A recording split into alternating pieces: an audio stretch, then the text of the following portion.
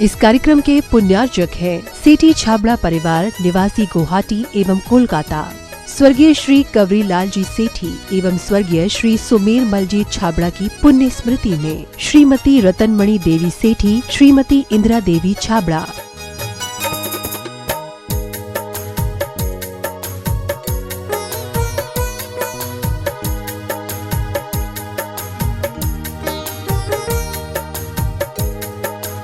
Indira lodges, warehousing और logistic park Guwahati, computer vision works, विवरण घर Guwahati, Navkar www.navkargroup.in, aluminium frame work प्रणाली, कॉलम बॉक्स शटरिंग खिड़की प्रणाली और वास्तु उत्पादों के निर्माता कोलकाता।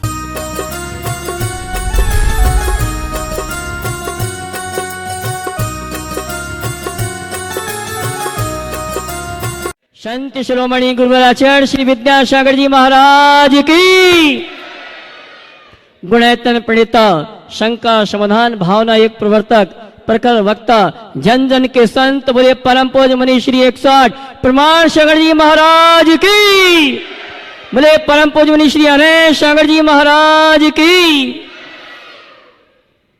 जहां आकर हम कर पाएंगे समोषण का साक्षात्कार और जान पाएंगे कैसे होगा जीवन का उद्धार, ऐसे तीर्थराज शंभेशेखर की तलहटी में स्थित आत्मविकास का दिव्य सदन, जैन सिद्धांतों की वैज्ञानिक प्रयोगशाला, जहां बोलेगा समोषण और जहां पंचायतन शैली में अद्भुत अतिशयकारी जिन मंदिर ज्ञान मंदिर का निर्माण हो रहा है, ऐसे गुणायतन से आइए हम और आप शंका समाधान का कार्यक्रम प्रारंभ करें। उसके पूर्व गुणायतन परिवार और श्री शिवायतन परिवार आपका हार्दिक अभिनंदन स्वागत करता है। और चलिए प्रतिदिन की भांति हम और आप परम पूज्य मुनिवर के श्री चरणों में नमन करेंगे, आशीर्वाद प्राप्त करेंगे, निवेदन करेंगे शंका समाधान के कार्यक्रम के लिए। जो भी पारस चैनल, जनवाणी चैनल और प्रमाणिक ऐप के माध्यम से इस कार्यक्रम को देख और सुन रहे हैं, उन सभी की ओर से और पूरे भारतवर्ष के श्रावक श्राविकाओं की ओर से परम पूज्य मुनिवर के श्री चरणों में त्रिवार नमन करेंगे, आशीर्वाद प्राप्त करेंगे और निवेदन करेंगे बहुचर्चित विश्व विख्यात शंका समाधान के कार्यक्रम के लिए।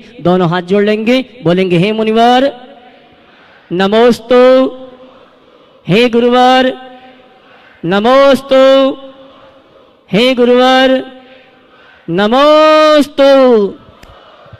आइए गुरुवर के आशीर्वाद से हम और आप शंका समाधान का कार्यक्रम प्रारंभ करें। उसके पूर्व मैं उन श्रावक परिवार को आमंत्रित करूंगा जिन्होंने आज गुणायतन का अवलोकन किया और अपने भाव गुणायतन से जुड़ने का सौभाग्य प्राप्त किया है। सर्वप्रथम उन सौभाग्यशाली श्रावकों को आमंत्रित करूंगा, वो अपने स्थान में खड़े होकर गुरुवर के श्री चरणों में नमन करते हुए आशीर्वाद प्राप्त करेंगे। जिन्होंने गुणायतन में स्वर्ण दान देने का सौभाग्य प्राप्त किया है, श्रीमान सुरेंद्र कुमार सुमलता सिंगई दलपतपुर, अगर उपस्थित हैं तो वहां से खड़े होकर नमन करेंगे, और ना हो तो मैं चाहूंगा अनुमोदन में उनके लिए ताली बजाकर उनका सम्मान करें। गुप्त दान में इंदरगढ़ बूंदी, इनके परिवार से भी स्वर्ण आभूषण प्राप्त हुए हैं। मुकेश अनीता क्षितिज सानू जैन तलवंडी कोटा, इन्होंने भी स्वर्ण दान दिया है, इनके लिए भी जोरदार ताली बजाकर उनका सम्मान करें। निर्माण निधि के रूप में जुड़ने का जिन्होंने सौभाग्य प्राप्त किया है, श्रीमान कपूर चंद जी, श्रीमती सुधा जी, धर्मपत्नी संजीव जैन बड़ोदरा। निर्माण दान के लिए स्वर्गीय चंद्रनाथ जी, मथुरा बाई जी, नवा रत्ना जी, पंडित जी जैन, पद्मलता जी किस्मती में, गुणधर सी सगरे जैन बेंगलोर, इन्होंने अपनी ओर से 31,000 रुपये की राशि प्रदान की। इनके लिए सम्मान में जोरदार ताली बजाकर सम्मान करें। और मैं अब उन सुधी श्रावकों को आमंत्रित करूंगा, वे आएंगे परम पूज्य मुनिवर के श्री चरणों में नमन करते हुए गुरु वंदना का सौभाग्य प्राप्त करेंगे। और हमारे गुणायतन परिवार के जिन ट्रस्टियों के नामों की घोषणा करूंगा, वे आएंगे गुणायतन परिवार की ओर से सम्मान का कार्यक्रम संपन्न करेंगे। मैं सम्मान सहित आमंत्रित कर रहा हूँ जिन्होंने स्वर्ण दान दिया है, हमारे गुणायतन के श्रोमणी संरक्षक श्रीमान रज्जीलाल जी, श्रीमती जी। आइए मैं उनको बाद में बुलाऊंगा। सबसे पहले निर्माण मित्र के रूप में जिन्होंने जुड़ने का सौभाग्य प्राप्त किया है, श्रीमती मिली जैन, धर्मपत्नी रोहित जैन इंदौर, अगर उपस्थित हैं तो वे आए परम पूज्य मुनिवर के श्री चरणों में नमन करते हुए गुरु वंदना का सौभाग्य प्राप्त करेंगी।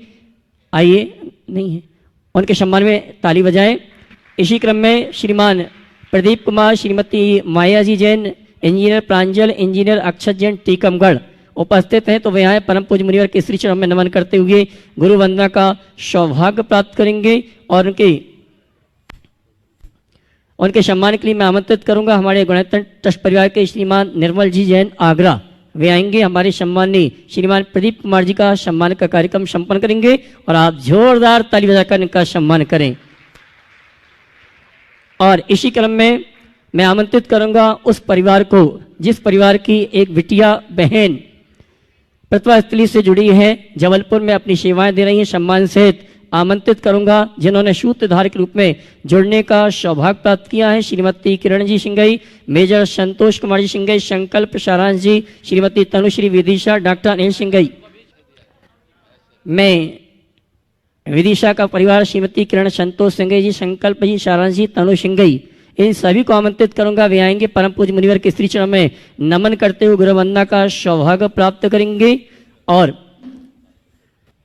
और इनके सम्मान के लिए मैं आमंत्रित करूंगा हमारे गुणायतन ट्रस्ट परिवार के डॉक्टर प्रद्युम्न जी दिल्ली। वे आएंगे और हमारे सम्मानी सूत्रधार श्रीमान किरण जी, श्रीमती किरण जी संतोष सिंह परिवार का सम्मान करेंगे और आप जोरदार ताली बजाकर इनका सम्मान करें।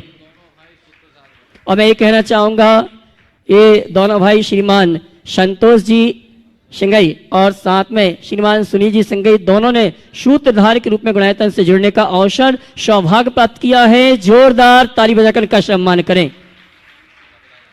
और इसी क्रम में सूत्रधार से के रूप में जुड़ने का सौभाग्य प्राप्त किया है श्रीमान स्वराज कुमार जी, श्रीमती उर्मिला रानी जी, अंकुर जी, नंदिनी आर्यन जैन फरीदाबाद। और इनके सम्मान के लिए मैं आमंत्रित करूंगा फरीदाबाद से श्रीमान स्वराज जी है महाराज जी। हाँ जी, श्रीमान प्रदीप कुमार जी, श्रीमती माया जी जैन, इंजीनियर प्रांजल जैन, इंजीनियर अक्षत जैन, टीकमगढ़। अच्छा, नमोस्तु कर लें, आशीर्वाद प्राप्त कर लें। और आइए अगले पुण्यार्जक को आमंत्रित करूंगा जिन्होंने सूत्रधार के रूप में जुड़ने का सौभाग्य प्राप्त किया है। श्रीमान स्वराज कुमार जी, श्रीमती उर्मिला रानी जी, अंकुर जी, नंदिनी जी, आर्यन जी फरीदाबाद। और इनके सम्मान के लिए मैं आमंत्रित करूंगा अक्षय जैन फरीदाबाद। हाँ जी, फरीदाबाद वाले श्रावक हैं क्या उपस्थित? ताली बजा के उनका सम्मान करें। और आइए सूत्रधार के रूप में जुड़ने का जिन्होंने सौभाग्य प्राप्त किया श्रीमान विमल जी जैन आगरा। श्रीमान विमल जी जैन आगरा अगर उपस्थित है तो वह परम पूज्य मुनिवर के शीर्ष में नमन करते हुए आशीर्वाद प्राप्त करें। उनके अनुमोदन के लिए ताली बजाएं आप। और इसी क्रम में श्रीमान अनिल कुमार जी, श्रीमती कविता जैन, अर्पित जैन भोपाल, स्तंभ के रूप में इन्होंने गुणायतन से जुड़ने का अवसर सौभाग्य प्राप्त किया है। वे आएंगे, परम पूज्य मुनिवर के श्री चरण में नमन करते हुए गुरुवंदना का सौभाग्य प्राप्त करेंगे। और इनके सम्मान के लिए मैं आमंत्रित करूंगा श्रीमती संरक्षक डॉक्टर शिवाजी जखारिया भोपाल। वे आएंगे, हमारे सम्मानी अनिल कुमार जी का सम्मान का कार्यक्रम संपन्न करेंगे और आप जोरदार ताली बजाकर इनका सम्मान करें।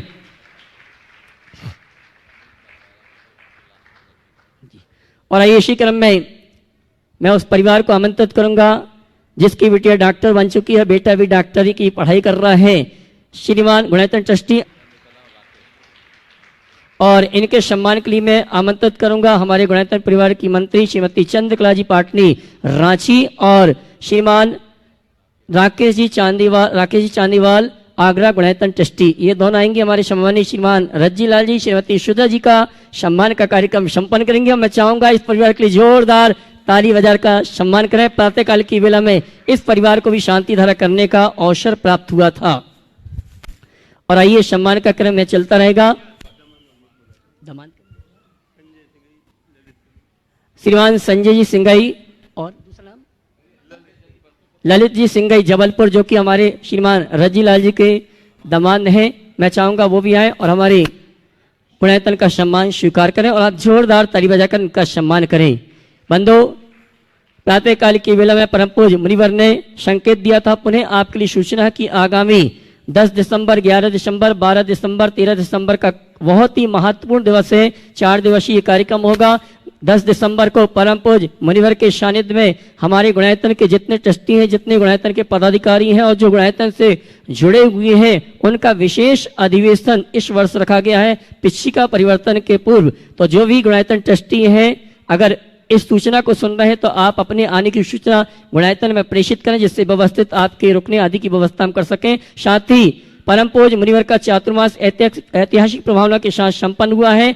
11 दिसंबर को परम पूज युगल मुनि महाराज का भव्य पिछिका परिवर्तन का कार्यक्रम गुणायतन में दोपहर में 1 बजे से प्रारंभ होगा और साथ में 12 और 13 दिसंबर विगत 2 वर्षों में आपको सौभाग्य नहीं मिल पाया मुनिवर के सानिध्य में तीर्थराज शंबेश्वर की पैदल परिक्रमा करने का, लेकिन इस बार आपको अवसर मिल रहा है। 12 दिसंबर को प्रातःकाल की वेला में गुणायतन से यह पद यात्रा प्रारंभ होगी, परिक्रमा की यात्रा प्रारंभ होगी और परिक्रमा मार्ग में भी परम पूज्य मुनिवर की आहारचर्या होंगी। सायंकालीन संघ का समाधान का कार्यक्रम नीमिया घाट में होगा, रात्रि विश्राम वहीं पर होगा और 13 तारीख को समापन पद यात्रा प्रारंभ होगी, परिक्रमा यात्रा प्रारंभ होगी, गुणायतन में संपन्न होगी और गुणायतन में 13 दिसंबर की आहारचर्या होगी। मैं निवेदन करना चाहूंगा जो भी आने के इच्छुक हैं इस परिक्रमा में आप अपने आने की सूचना प्रेषित करें जिससे आपकी व्यवस्था को व्यवस्थित किया जा सके। और प्रातःकाल की वेला में मुनिवर ने एक संकेत दिया है कि कोई भी परिवार की महिलाएं अकेली ना आए, ग्रुप के साथ अगर आती हैं तो कोई दिक्कत नहीं है और जिनको किसी प्रकार का कोई रोग आदि है, किसी प्रकार की बीमारी आदि है, वो भी इस यात्रा में सम्मिलित ना हो। और आइए चलते हैं हम और आप शंका समाधान के कार्यक्रम को प्रारंभ करेंगे। और आइए सबसे पहले मैं आमंत्रित करूंगा हमारे नैनवा यात्रा संघ के सभी यात्रियों को अपने स्थान में खड़े हो जाएंगे और उनके ग्रुप से एक प्रश्न के लिए आमंत्रित करूंगा पंडित मनीष जी शास्त्री बूंदी। जोरदार ताली बजाकर उनका सम्मान करें। प्रति वर्ष आते हैं, इस वर्ष 600 यात्री यहाँ पर आए हैं, पूरा पांडाल खड़े हो गए सब। आइए मनीष जी प्रथम प्रश्न के लिए और इसके पश्चात द्वितीय प्रश्न के लिए तैयार रहेंगे हमारे और इस यात्रा के जो संयोजक हैं उनके कमेटी के जो सदस्य हैं उनमें से एक प्रश्न पूछने के लिए मनोज जी। पूज्य मुनि द्वय के चरणों में समस्त यात्रा परिवार मुनि चरणों में नमोस्तु निवेदित करता है। हे गुरुवर, हम सभी पुण्यशाली हैं, आपके सानिध्य में बैठकर हम सभी को तीर्थराज शंबेश्वर की वंदना करने का सौभाग्य प्राप्त हो रहा है और आपकी ऐसी अनुकंपा, ऐसा आशीर्वाद हमें प्राप्त हो, ऐसी सद्बुद्धि हमें प्राप्त हो कि यात्रा संघ निरंतर चलता रहे। मेरी शंका ये है, थोड़ी व्यवहारिक शंका है पूज्य मुनिश्री।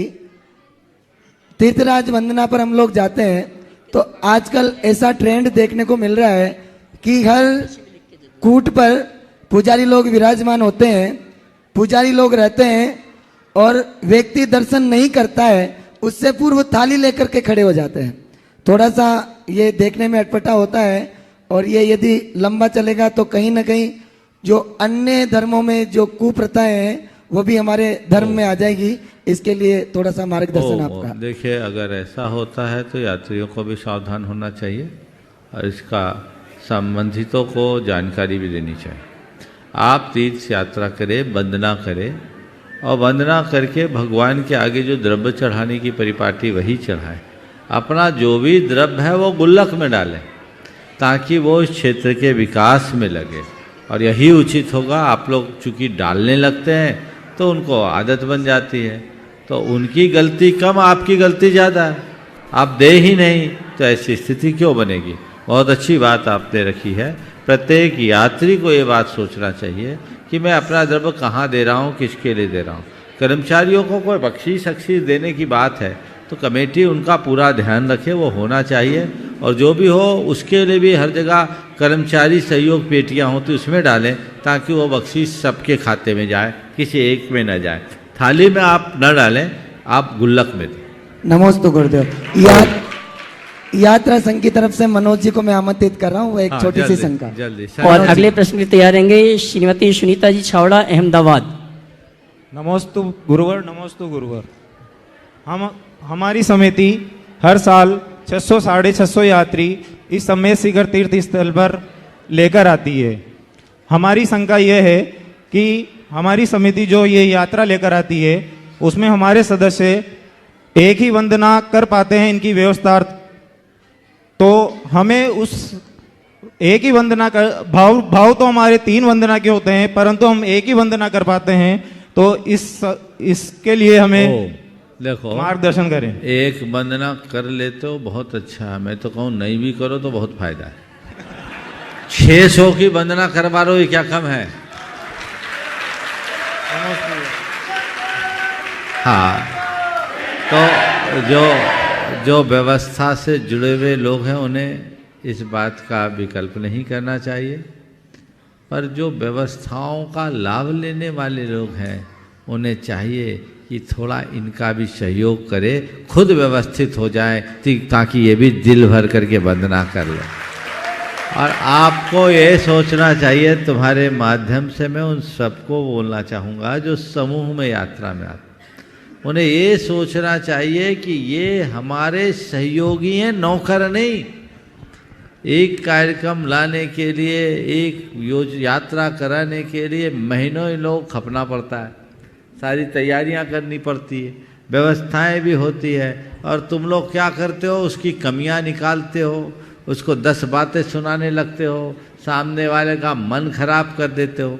हालांकि व्यवस्थापकों की जिम्मेदारी है कि किसी प्रकार की कमी ना होने दें, पर आप लोगों की उससे बड़ी जिम्मेदारी है कि हम खुद में इतने व्यवस्थित हो जाएं कि व्यवस्था का सवाल ही ना उठे, सब काम हो जाए। एक पढ़े लिखे प्रबुद्ध समाज की यही पहचान है और हमें उसी तरीके से काम करना चाहिए। चलिए महाराज जी, एक निवेदन और है कि कल हमारा यहाँ पर गुणायतन में एक शांतिनाथ मंडल विधान करवा रहे समिति, तो उसके लिए आपका सानिध्य हमें चाहिए। देखो, और आशीर्वाद चाहिए। आशीर्वाद भी है, सानिध्य यथासंभव। चलिए आगे। नमोस्तु।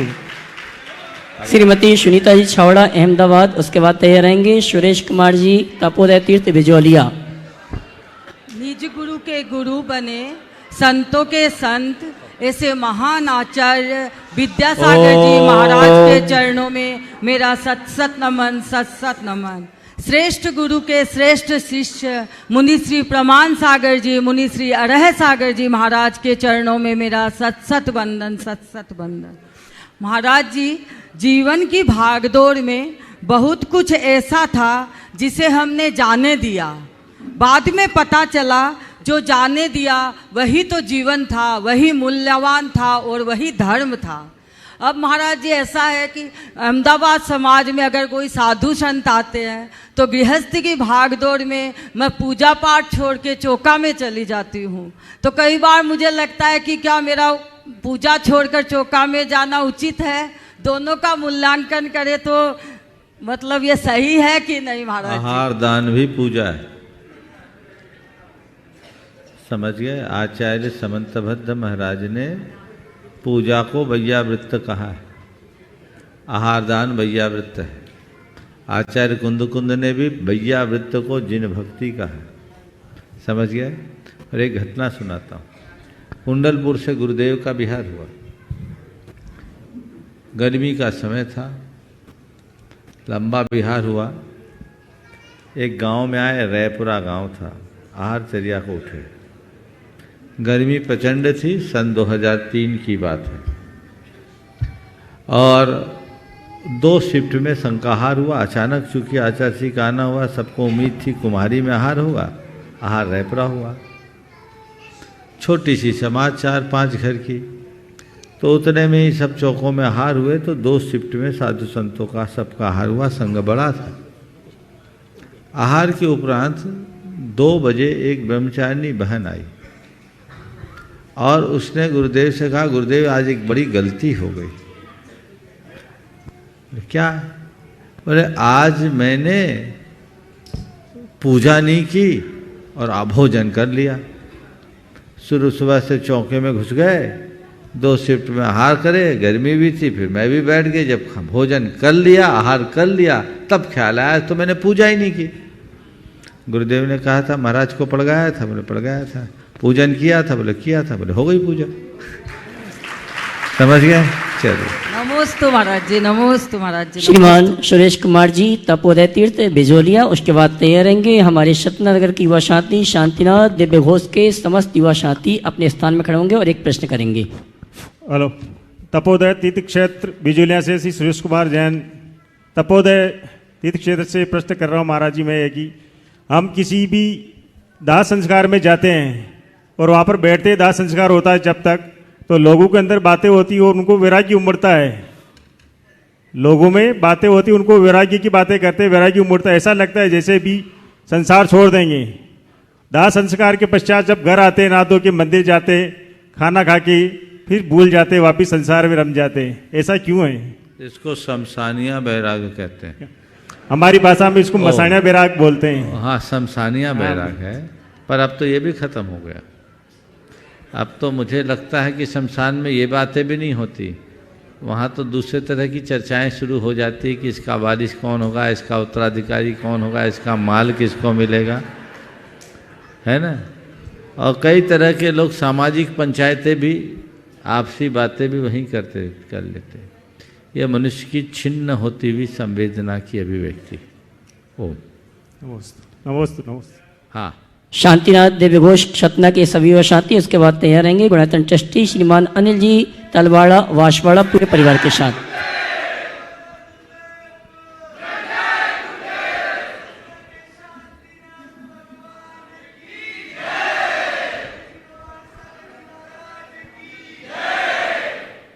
सकल दिगंबर जैन समाज सतना एवं शांतिनाथ दिव्य घोष परिवार सतना की ओर से दोनों महाराज जी के चरणों में 3 बार नमोस्तु नमोस्तु नमोस्तु। महाराज श्री, हमारा प्रश्न ये है कि धर्म प्रभावना के लिए हमें कौन सा राह चुनना चाहिए। हमारे पास 2 राह है, या तो त्यागी व्रती साधु संत बन जाए या तो गृह श्रावक बन के रह जाए। अगर त्यागी व्रती और साधु संत बनेंगे तो हमको मर्यादा में रहना पड़ेगा, हमारा क्षेत्र मर्यादित रहेगा, अर्थात ना हम मोबाइल उपयोग कर पाएंगे, ना हम सोशल मीडिया का उपयोग कर पाएंगे, ना लैपटॉप, ना वीडियो कॉन्फ्रेंसिंग, जिसके जरिए हम धर्म की प्रभावना नहीं कर पाएंगे। लेकिन अगर हम गृह श्रावक बन के रहेंगे तो हम विदेश तक जा सकते हैं, विदेश में धर्म की प्रभावना कर सकते हैं, मोबाइल के थ्रू कर सकते हैं, ऑनलाइन कर सकते हैं। तो महाराज श्री, हम सब कौन सी राह चुने और उस राह में कैसे अग्रसर रहे, कृपया समाधान दीजिए। देखो, जब तक गृहस्थ हो तब तक गृहस्थ का राह पकड़ो, और जब साधु बन जाओ तो साधु की राह पकड़ो। बस इतना कहूँगा, प्रभावना के लिए साधु मत बनना, साधना के लिए साधु बनना, प्रभावना अपने आप होगी। जो प्रभावना के लिए साधु बनते हैं वो साधना नहीं कर पाते, पर जो साधना के लिए साधु बनते हैं वो महा आराधना कर लेते हैं और प्रभावना भी करते हैं। ये बात सच है कि धर्म की प्रभावना में मुनि और गृहस्थ दोनों की भूमिका है, समझ गए। मुनिजन जितनी प्रभावना करते हैं, गृहस्थों का भी उसमें बहुत बड़ा योगदान होता है। और आचार्य समंतभद्र महाराज ने प्रभावना अंग में वज्र घोष मुनिराज का स्मरण किया और उसमें रानी का भी योगदान रहा। आप लोग कहानी पढ़ोगे तो पता लगेगा, कहानी अभी मैं सुनाऊंगा नहीं। तो श्रावक और साधु दोनों धर्म के प्रभावना में महत्वपूर्ण भूमिका रखते हैं। मैं ये कहूँ कि ये जिन शासन के रथ के 2 पहिए हैं, एक पहिया से रथ आगे नहीं चलेगा। अब तुमने पूछा मैं क्या करूं, तो पहले श्रावक बन के प्रभावना कर लो, अंत में साधु बन के साधना कर लेना। नमोस्तु महाराज श्री। बीच का रास्ता है ना, प्रभावना की ललक है तो श्रावक में सच्चा श्रावक बनो। केवल टेक्नोलॉजी का इस्तेमाल करने से प्रभावना नहीं होगी। आत्म प्रभावनीयो रत्नत्रय तेजसा सततमेव दान तपो जिन पूजा विद्यातिशयेश्च जिन धर्म। सबसे पहले रत्नत्रय के तेज से अपनी आत्मा को प्रभावी बनाना, यानी अपना आचार व्यवहार, अपनी निष्ठा को इतनी प्रगाढ़ बनाओ कि वो कहीं से हिले नहीं। और फिर रत्नत्रय के तेज से चमकाने के बाद दान करो, तप करो, भगवान की बड़ी बड़ी पूजा आराधनाएं करो, और ज्ञान के अतिशय से ज्ञान का प्रकाश फैलाओ, जिन शासन की महिमा को फैलाओ। ये प्रभावना है। बहुत अच्छा है, तुम युवकों में यदि जैन धर्म की प्रभावना की भावना जग जाए तो अपने आप सब चकाचक हो जाए। मुश्किल तो ये है कि आज हमारे समाज की युवाओं को धर्म से जुड़ाव कम होता जा रहा है। वो इन सब बातों को उतना महत्व नहीं देते। बहुत अच्छा है, तुम सभी युवकों को मेरा बहुत बहुत आशीर्वाद संकल्प लो कि मैं अपने जीवन में जितना बनेगा जैन धर्म की प्रभावना करूंगा, और कदाचित ऐसा नहीं कर पाया तो कोई बात नहीं, ऐसा कोई काम नहीं करूंगा जिससे जैन धर्म की अप्रभावना हो। समझ गए? मैं चाहूंगा एक बार इन युवाओं की जोरदार करतल ध्वनि से आप, ये सतना के नवनिहाल बड़े उद्यमशील कर्मठ युवा है, हर सेवा में तत्पर रहने वाले और धर्म की प्रभावना में अग्रणी भूमिका रखने वाले।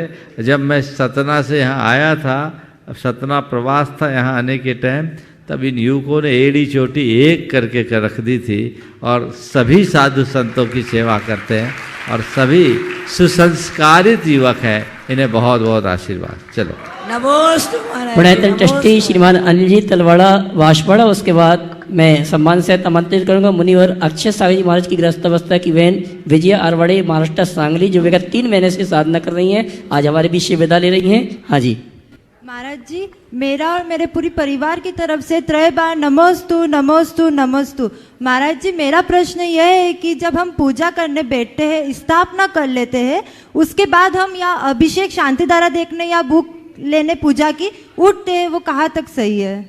स्थापना करते समय समझ लो कि बीच में शांति धारा होगी तो वो मेरी मर्यादा में, तो कोई दिक्कत नहीं है। ठीक है महाराज जी, एक और प्रश्न है। जब हम मंदिर जी से घर जाते हैं और बीच में किसी का घर पड़ जाता है और हम उनके वहाँ चले जाते हैं, वो कहाँ तक सही है? घर से मंदिर जाते समय मत जाना, मंदिर से घर जाते समय चले जाना। श्रीमती विजया आरवाड़े महाराष्ट्र सांगली। उसके बाद मैं सम्मान से आमंत्रित करूंगा वहीं शकुन दीदी सागर। नमोस्तु महाराज जी, नमोस्तु महाराज जी, नमोस्तु दोनों महाराज सत्साह नमन। महाराज जी, हम परसों जा रहे हैं, 3 महीने यहाँ रुके थे। इतनी साधना, इतने अच्छे व्रत, इतने अच्छे तप हुए आपके सानिध्य में, अब जाने को मन नहीं कर रहा है।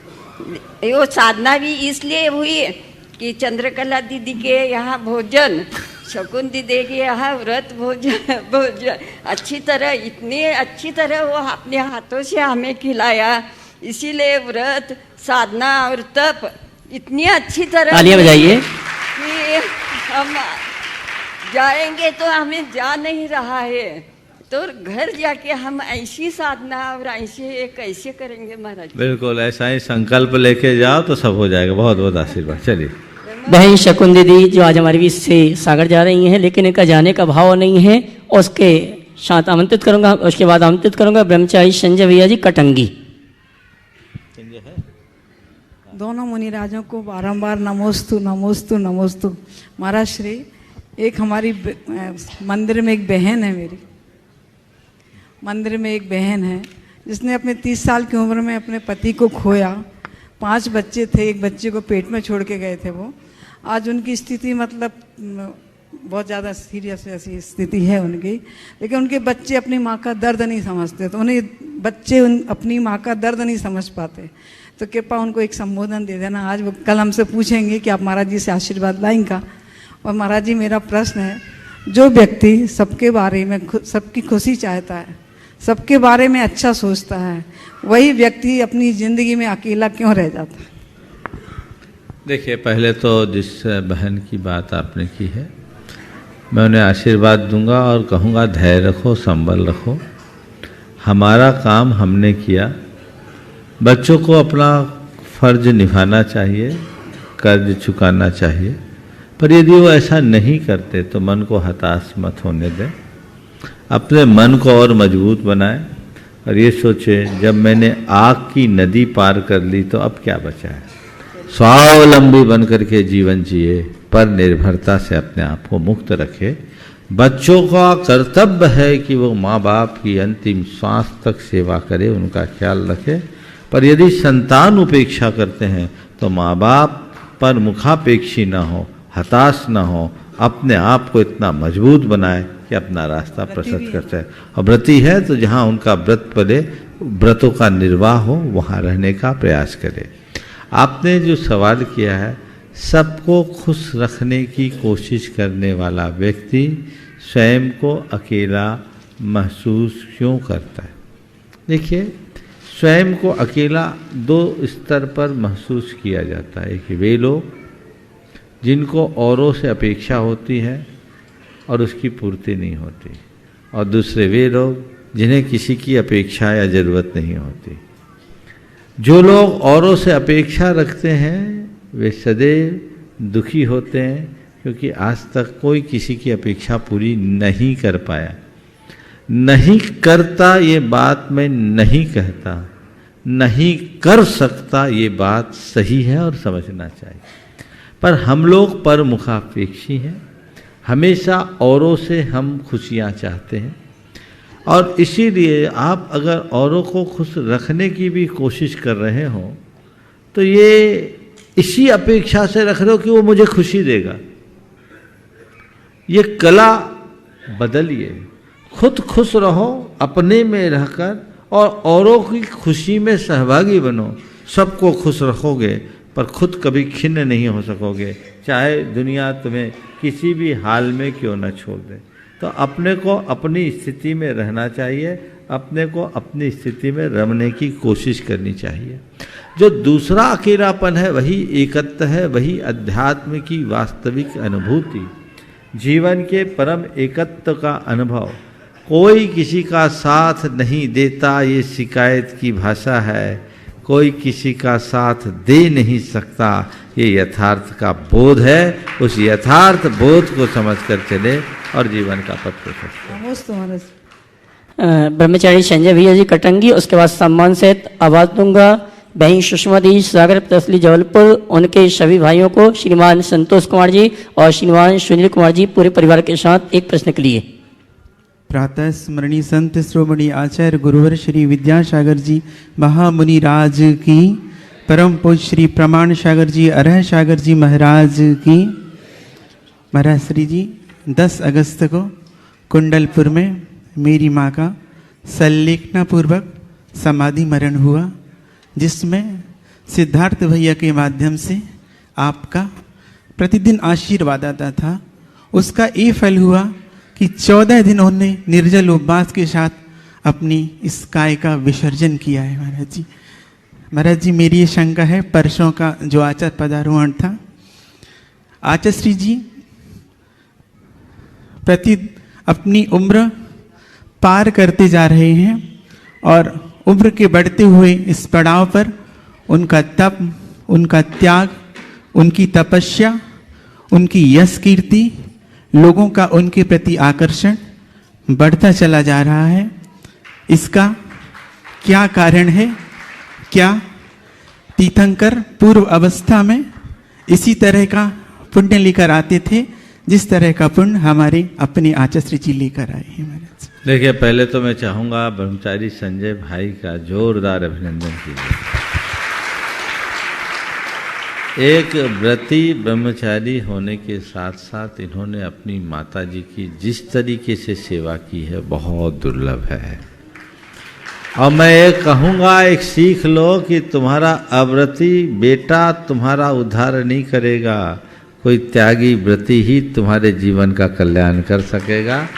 इसलिए त्याग तप के मार्ग में कोई जाता है तो रुकावट मत बनना, उसे आगे बढ़ाने की कोशिश करना ताकि तुम्हारी कोख कृतार्थ हो सके और तुम्हारे कुल का गौरव बढ़ सके। अब जो सवाल किया है परम पूज्य गुरुदेव के संदर्भ में, सवाल तो परसों ही आना था पर इनका नंबर नहीं आ पाया। जो जो गुरुदेव की उम्र बढ़ रही है उनका तप, उनका तेज बढ़ रहा है, लोगों का आकर्षण भी बढ़ रहा है। शरीर अपना काम कर रहा है पर शारीरिक शिथिलता के बावजूद वे अपने मनोबल से बहुत कुछ कर रहे हैं। आपका सवाल है क्या वे तीर्थंकरत्व की ओर बढ़ रहे हैं? देखिए, मैं तो एक ही बात जानता हूँ, वर्तमान में गुरुदेव के पूर्ण प्रताप का काल है। समझ गए? सूरज उगता है और मध्याह्न तक चढ़कर ढलता है पर त्यागी तपस्वी का सूर्य कभी ढलता नहीं, चढ़ता जाता है। जो जो उम्र बढ़ती है, शरीर भले शिथिल हो, उनका तप, त्याग और तेज उत्तरोत्तर बढ़ता है। यही संयम और तप का महत्व है। वो उत्तरोत्तर बढ़ेगा और जब किसी का प्रताप और तेज बढ़ेगा तो आकर्षण भी स्वाभाविक रूप से बढ़ेगा। वे अपने आप को तपा रहे हैं, खपा रहे हैं। सोना है, सोना को तो जितना तपाओगे उतना निखरेगा। तो वो तप अपने शरीर से नहीं कर रहे हैं, तप उनकी चेतना कर रही है जो सदाबहार है। उसका प्रभाव उत्तरोत्तर बढ़ रहा है। शरीर तो बाहर का चोला है और साधना का एक बाह्य आलम्बन, और वे जो कुछ भी कर रहे हैं शरीर से ऊपर उठकर कर रहे हैं। हम तो ये भावना भाए कि उनकी उत्तरोत्तर ऐसी तपोवृद्धि हो और वे उस तपोवृद्धि के साथ अपने तप का कुछ प्रसाद समाज को बांटते रहे, जिससे धर्म की, संस्कृति की, समाज की और राष्ट्र की सेवा होते रहे, उद्धार होते रहे। ये उनकी कृपा है। हम भावना भाएं कि वे अपने तप त्याग में ऐसे ही निरत रहते हुए आगे बढ़े और उनका शारीरिक स्वास्थ्य भी इतना अनुकूल बन जाए कि आने वाले कई शताब्दियों तक हमें उनकी छाया मिलती रहे, ऐसी भावना भाएं। आपने पूछा क्या वे भावी तीर्थंकर की ओर बढ़ रहे हैं। देखो, ऐसी घोषणा तो मैं नहीं करूँगा, पर मैं, आपने पूछा तीर्थंकरत्व की ओर बढ़ रहे हैं, तो मैं कहूँगा वो तीर्थंकरों के मार्ग को सार्थक कर रहे हैं और जीवन को धन्य बनाए। बहन सुषमा सागर पथरसली जबलपुर और उनके साथ श्रीमान संतोष जी, सुनील जी, विदिशा, पूरा परिवार एक साथ आ जावे। उसके बाद मैं आमंत्रित करूंगा सम्मान सहित अगले प्रश्न के लिए श्रीमती संरक्षक डॉक्टर सुभाषजी जखारिया, भोपाल। परम पूज्य गुरुदेव के चरणों में नमोस्तु करते हुए मुनिद्वय के चरणों में कोटि सा नमन। प्रतिभा स्थली की सभी बहनों की ओर से और सभी छात्राओं की ओर से नमोस्तु। सभी छुल्लक जी महाराज जी की ओर से नमोस्तु। महाराज जी, ये प्रथम अवसर है कि आपके सानिध्य में जो अमूल्य क्षण मिले और विधान का भी ये प्रथम अवसर है। वास्तव में शब्दों में अभिव्यक्ति करना ऐसा लग रहा है जैसे कवि कुलगुरु कालिदास की रघुवंशम में मंदा कवि यशा प्रार्थी गमिष्याम उपहास्यताम प्रांशु लभ्ये फले लोभात उद्बाहुर्य वामना। एक मंद बुद्धि बालक यदि कवि के यश को पाना चाहे तो एक छोटे से बालक को बहुत लंबे वृक्ष की से फल पाने की तरह वह हंसी का पात्र बनता है। ऐसे ही वास्तव में महाराज जी इतने लंबे समय के बाद हम सम्मेद शिखर पावन भूमि पर आए और आपका इतना वात्सल्य, इतना आपकी अनुकंपा, सभी के ऊपर आपकी प्रति क्षण बरसती रहती है। और हम बस यही भावना करते हैं। महाराज जी, कुछ हम लोगों का अंतराय कर्म था, दीपावली के अवकाश पर सभी बहनों को यहाँ उपस्थित होना था सम्मेद शिखर जी में, लेकिन अब जब भी संयोग बनेगा सभी बहनों को, और हम तो चाहते हैं जल्दी से जल्दी अनुभव केंद्र और गुणायतन मंदिर हम सबको एक साथ देखने के लिए जल्दी से जल्दी मिले। इन्हीं भावनाओं के साथ हम सब प्रतिभा स्थली परिवार की ओर से नमोस्तु करते हैं महाराज जी, और हम सबको जल्दी से जल्दी आपके चरणों का सानिध्य प्राप्त हो।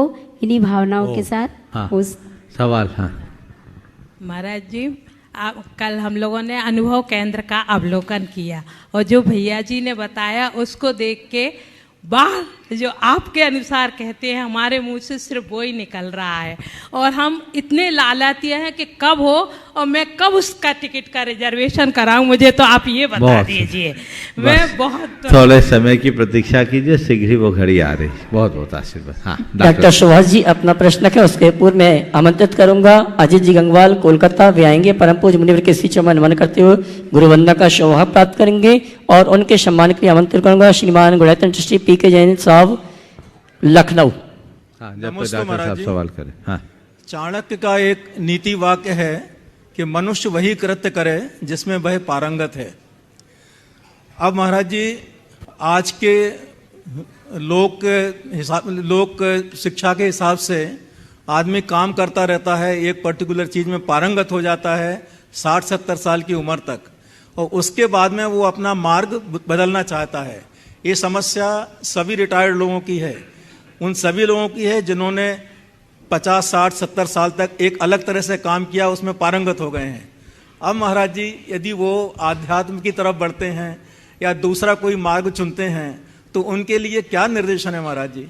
देखिए, बात बिल्कुल सही है। चाणक्य जी का जो कथन है, मनुष्य वही मार्ग चुने जिसमें वो पारंगत है, लौकिक दृष्टि से बिल्कुल सही है। पर इसका दूसरा अर्थ है, मनुष्य को वही मार्ग चुनना चाहिए जिसमें जीवन की सार्थकता हो।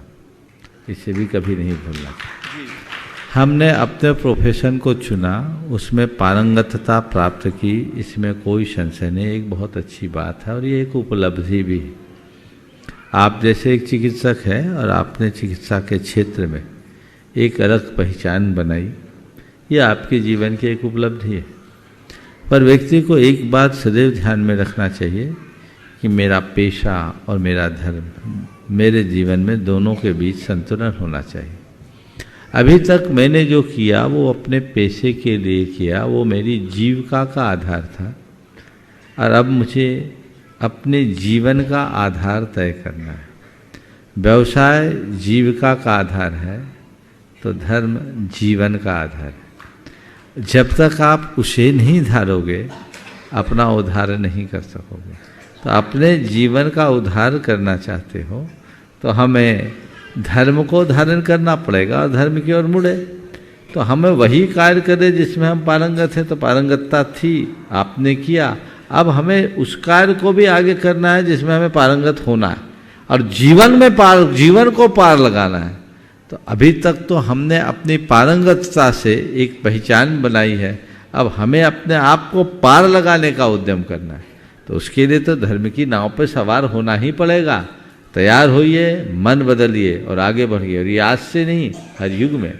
स्वयं चाणक्य के काल में सम्राट चंद्रगुप्त मौर्य ने अपने जीवन के अंतिम क्षणों में दिगंबर मुनि व्रत अंगीकार करके दीक्षा ली थी। ये सारे देश को पता है, सारे इतिहास के गाथाओं में निबद्ध है। और आप कभी पढ़िएगा डिस्कवरी ऑफ इंडिया तो उसमें इस बात का उल्लेख भी है कि सम्राट चंद्रगुप्त दिगंबर मुनि बने।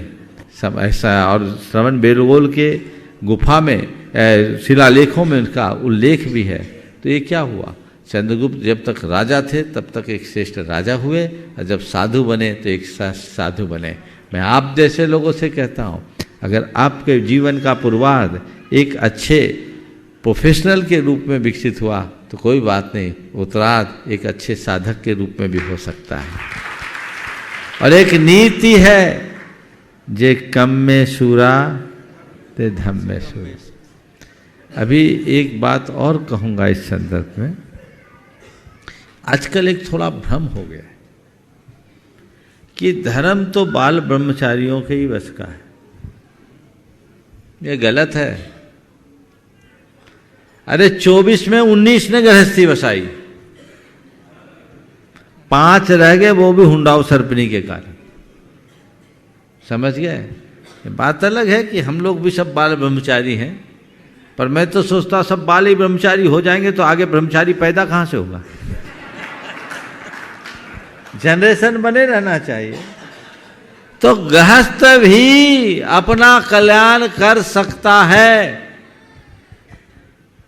उनके लिए मार्ग है। हमारे तीर्थंकर भगवंतों ने गृहस्थाश्रम को सार्थक करके संन्यास आश्रम अंगीकार किया। तो आप गृहस्थ हो, सदगृहस्थ बनो, ग्रस्त मत हो। अपना कर्तव्य पूर्ण करो। बच्चे जब तक दायित्व संभालने के योग्य ना रहे तब तक घर गृहस्थी व्यापार व्यवसाय से जुड़ो, और जब लगने लगे कि ये सब काम हो गया तो स्वयं के उत्तरदायित्वों को पहचानते हुए कल्याण का रास्ता अंगीकार करो। लेकिन क्या करूं, आजकल लोग टायर्ड हो जाते हैं, रिटायर्ड होने का नाम नहीं लेते। और डॉक्टर तो आखिरी तक रिटायर्ड होता ही नहीं डॉक्टर साहब। जितना पुराना होता है उसकी उतनी प्रसिद्धि होती है ना। तो उसको आपको निर्वृत्ति की ओर बढ़ना होगा, स्वयं निर्णय लेना होगा, तय करना होगा, तभी पार लगोगे। अगर चाहते हो कि अब मेरा आवागमन छूटे तो परिवज्यदु सामन्नम यदि इच्छति दुख परिमोक्षम। अगर दुखों से मुक्ति चाहते हो तो सामान्य को अंगीकार करो। अब आप बोलोगे महाराज आपके यहाँ तो वैकेंसी नहीं है वहाँ तो केवल बाल ब्रह्मचारियों की लाइन है। अब ये मेरा विषय नहीं है, लेकिन मैं ये नहीं कहता कि वैकेंसी नहीं है। गुरुजी ने अब व्यवस्था भी बना दी है और संलेखनापूर्वक हम अपना अंत बहुत अच्छे से कर सकते हैं। हमारी यही भावना होनी चाहिए। हर व्यक्ति को मन में भाव धारना चाहिए कि मैं मरूंगा नहीं, मुझे मरना नहीं है। एक संकल्प लो, मुझे मरना नहीं है, संलेखना के साथ देह परिवर्तन करना है। भेद विज्ञान के साथ देह बदलना है। अज्ञानी मरता है, ज्ञानी तो केवल शरीर बदलता है, चोला बदलता है। जब ये चोला ऊपर का है तो फिर क्या डर। हमारी तैयारी वैसी होनी चाहिए। सहर्ष बदलूंगा और उसके लिए अपने आप को तैयार करूंगा।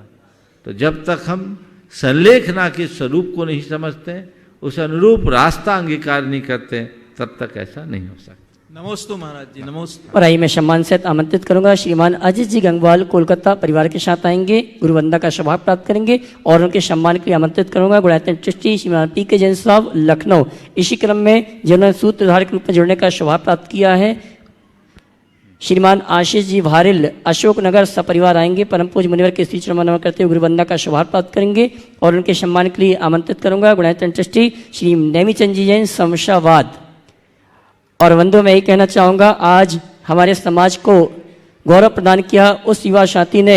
जब भी आप यहाँ पर आते हैं, चातुर्मास का जो पांडाल मंडप देखते हैं या विधान का मंडप देखते हैं, उसकी डिजाइन करने का अगर सौभाग्य किसी को प्राप्त होता है तो हमारे शिरोमणि संरक्षक श्रीमान प्रेमचंद जी, श्रीमती संध्या जी, सागर उपकार परिवार, उनका जो बेटा है गौरव जैन, जिन्हें आज भारत सरकार की ओर से सर्वश्रेष्ठ डिजाइन स्टूडियो का अवार्ड मिला है। जोरदार ताली बजाकर उस युवा साथी के लिए ताली बजाएं। हाँ जी, हाँ एक अजीत जी कुछ बोलेंगे। भैया माइक देना अजीत जी के लिए। अजीत जी कुछ बोले, उसके पूर्व में अभी एक वाक्य जरूर कहूँगा। अभी जिस गौरव भाई की चर्चा हुई, बहुत प्रतिभा संपन्न युवा है, प्रेमचंद जी का सुपुत्र। और आज मुझे सुनकर के बहुत अच्छा लगा कि उनकी कंपनी को बेस्ट डिजाइन ऑफ इंडिया का अवार्ड आज मिला। इससे पहले द ग्रेट डिजाइन इंडिया पत्रिका के मुख पृष्ठ पर उसको काफ़ी अच्छा कवरेज मिला था। वो प्रोडक्ट डिजाइनर है, हमारी समाज की प्रतिभा है।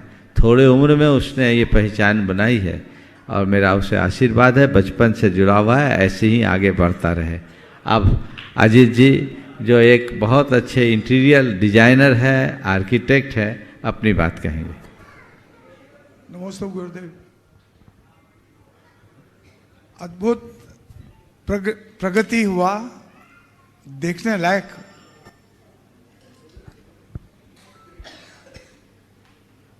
हम इसमें एक नौका में एक पतवार छोड़ना चाहते हैं। बहुत सुंदर।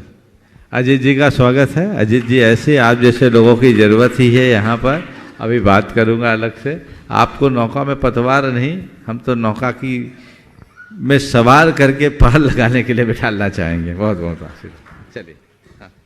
श्रीमान आशीष जी भारेल अशोकनगर जो गुणायतन से सूत्र के रूप में जुड़ने का अवसर जिन्होंने प्राप्त किया, अगर उपस्थित हैं तो वे आए और उनके सम्मान के लिए मैं आमंत्रित करूँगा। गुणायतन ट्रस्टी श्रीमान नेमीचंद जी शमशाबाद, नेमीचंद जी शमशाबाद अगर उपस्थित हैं तो वे आएंगे, हमारे सम्मानी सूत्रधार जी का सम्मान का कार्यक्रम संपन्न करेंगे। और बंधु आगामी 11 दिसंबर को गुणायतन में परम पूज्य मुनिवर युगल मुनिराज का भव्य पिछिका परिवर्तन का कार्यक्रम दोपहर में 1 बजे से प्रारंभ होगा और साथ में 12 और 13 दिसंबर को तीर्थराज शंबेश्वर की पद यात्रा परिक्रमा पैदल यात्रा परम पूज्य मुनिवर के सानिध्य में प्रारंभ होगी और 10 दिसंबर को परम पूज्य मुनिवर के सानिध्य में राष्ट्रीय गुणायतन का राष्ट्रीय अधिवेशन होगा। मैं आप सभी से ये कहना चाहूँगा, जो भी यहाँ आने के लिए तैयार हैं अपनी सूचना प्रेषित कर दें जिससे उनकी व्यवस्थाओं को व्यवस्थित किया जा सके। और आइए अगले प्रश्न के लिए आमंत्रित करूँगा हमारे गुणायतन ट्रस्टी डॉक्टर धन्य कुमार जी भोपाल, उसके बाद तैयार रहेंगे गुणायतन ट्रस्टी डॉक्टर प्रदम जी दिल्ली। बोलिए। हे गुरुदेव, मुनिराज युगल के चरणों में मेरा त्रैवार नमोस्तु नमोस्तु नमोस्तु।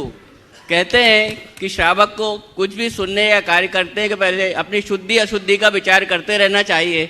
ये शुद्धि अशुद्धि के बारे में कृपया विस्तृत मार्गदर्शन देवें कि हम कब सुने कब नहीं सुने, और कैसे वस्त्रों में करें कैसे उसमें करें और आदि। देखिए, शुद्धि अशुद्धि का विवेक तो व्यक्ति को रखना ही चाहिए। अपनी शारीरिक और मानसिक दोनों प्रकार की शुद्धि होनी चाहिए, समझ गए। और पवित्रता हर प्रकार से होनी चाहिए। आजकल कई लोग इन बातों को नहीं मानते। आप एक डॉक्टर हो, एक बार की बात है, एक डॉक्टर भाई आहार देने के लिए आ गए और जो धोती पहने थे उसमें 1760 सलवटें हो गई। हाँ, मैंने उनसे आहार नहीं लिया। मैंने वो कोई एकदम पोटली में बांध के रखी होगी कहीं से और निकाल के दे दिए, तो वो ऐसी सलवट वाली धोती पहन के आए। मैंने उनसे आहार नहीं दिया। तो बाद में वो बड़े दुखी होकर के कहा, महाराज जी आज आपने आहार क्यों नहीं दिया? बोले आप डॉक्टर हो ना? बोले डॉक्टर है। सर्जरी करते? बोले करते हैं। तो क्या करते हो? किसी भी कपड़े में सर्जरी कर लेते हो? बोले नहीं महाराज जी, उसके लिए तो स्पेशल कपड़े को रखना पड़ता है, सब स्टेरिलाइज होता है। बोले क्यों? बोले महाराज जी उसमें इन्फेक्शन का चांस होता है, कोई बैक्टीरियाज वगैरह हो सकता। तो हम बोले भाई जब आप डॉक्टर होके एक सर्जरी में इतनी सावधानी रखते हैं तो ये जो कपड़ा आप पहन के आए, ऐसा कपड़ा पहन कर सर्जरी करने जाओगे क्या? जिन कपड़ों में आप सर्जरी नहीं कर सकते उन कपड़ों में आहार कैसे दे सकते हो? तो आप सबसे मैं कहूँगा ये अहिंसा का विज्ञान है, शुद्धि का विवेक रखना चाहिए। केवल धुले कपड़े का नाम शुद्धि नहीं है, शुद्धता के साथ प्रासुकता जिसमें है उसका नाम शुद्धि है। धुले कपड़े तो ड्राई क्लीनर से भी आते हैं पर उसमें वो पवित्रता नहीं, इसलिए पवित्रता का ख्याल रखना चाहिए। एक गलती आप लोग करने लगे हैं आजकल, उतरे हुए कपड़े पहनकर शुद्धि बोलते हैं। महान पाप होता है, खासकर महिलाओं के साथ ऐसा होता है। हम लोग सफ़ेद कपड़ों में आहार लेते हैं तो किसी के भी कपड़े ले लेते हैं, जो दे के आया चेंज करके आ जाते हैं। कई तो पकड़ में आ जाते हैं, कई नहीं पकड़ते। ऐसा मत करो, मत दो, अनुमोदना कर लो। देह परस्ते होय अपावन निस्दिन मल जारे। तो शरीर के स्पर्श मात्र से सब अपवित्र हो जाता है। इसलिए इन सब का विवेक रखना चाहिए, चाहे हारदान हो चाहे भगवान का अभिषेक हो। इन सब क्रियाओं में आप जितनी शुद्धि का पालन करेंगे उतना अच्छा होगा। एक बार एक युवक ने बड़ा विचित्र सा सवाल किया। उसने कहा महाराज जी एक गैर सोले वाला 100 सोले वाले को असोला में बदल देता है, तो 100 सोले वाले मिलकर एक गैर सोले वाले को 16 में नहीं कर सकते? भावजी अब उत्तर तो मुझे देना ही था। मैंने कहा एक सड़ा आम पूरी टोकनी के आम को सड़ा देता है। मैंने कहा एक सड़ा आम पूरी टोकनी के आम को सड़ा देता है, पर पूरी टोकनी के अच्छे आम एक सड़े आम को अच्छा नहीं कर पाते। इसलिए सड़े आमों से दूर रहना ही अच्छा है, समझ गए ना? इसे बात समझने की है, इसलिए हमें हर बात को विवेक पूर्वक ध्यान रखना चाहिए। ओम। जी कृतार्थ हुआ मैं। गुणायतन ट्रस्टी वास्तविक डॉक्टर पिदम जी दिल्ली, उसके बाद तैयार रहेंगी गुणायतन मंत्री श्रीमती चंद्रकला जी। ओम। समाप्ति पे। नमस्ते महाराज श्री। इसलिए मेरा प्रश्न, परसों आपने एक हालात और निर्णय के ऊपर कुछ बोला था, उससे रिलेटेड है कि अगर कोई व्यक्ति संयम पथ पे, वैराग्य पथ पे आगे बढ़ता है, हालात के विपरीत जाके कोई निर्णय लेता है, तो उसमें द्रव्य काल क्षेत्र का क्या हिस्सा होता है? खाली उसी का होता है, निर्णय का होता है, या फिर पूर्व जन्म के संस्कारगत भी वो निर्णय लेने में सक्षम होता है? जो आगे बढ़ता वो इतना विचार नहीं करता, चढ़ जाने के बाद जो होता उसमें लड़ जाता है। विचार करने वाला ही विचार करते ही रहता, अरे अब क्या होगा क्या होगा क्या होगा। एक दफ़े गुरुजी ने कहा से किसी ने बोला कुछ लोग हैं आगे बढ़ जाते हैं और उसके बाद फिर दिक्कत हो जाती, तो देख करके मन में हिम्मत नहीं होती। तो गुरुजी ने कहा रोटी खाने से किसी को दस्त लग जाए तो रोटी अभक्ष नहीं होती। उसको दस्त लगा रोटी की कमी के कारण कि उसकी हजमे के कमी के कारण। तो एक की बदहजमी सबकी बदहजमी थोड़ी बनेगी। अगर कोई आगे बढ़ कर के स्खलित होता है, इसका मतलब ये नहीं कि हम भी स्खलित होंगे, हम वैसा स्खलन नहीं करेंगे, अपने आप को तरोताज रख कर चलेंगे जिससे हमारा जीवन अच्छा बन सके। समय आप सबका हो गया, यहीं पर विराम। बोलिए परम पूज्य आचार्य गुरुवर श्री विद्यासागर जी महाराज की।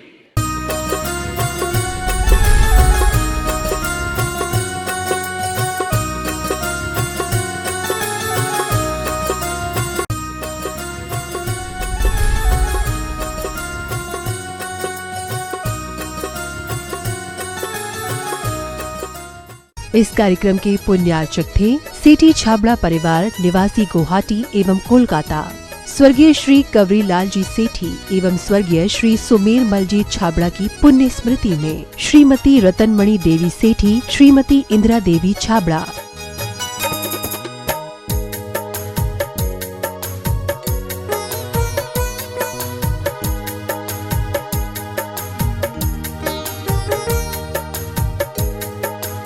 इंदिरा लॉजेस, वियर हाउसिंग और logistic park Guwahati, computer vision works, विवरण घर Guwahati, Navkar www.navkargroup.in, aluminium framework प्रणाली, कॉलम बॉक्स शटरिंग खिड़की प्रणाली और वास्तु उत्पादों के निर्माता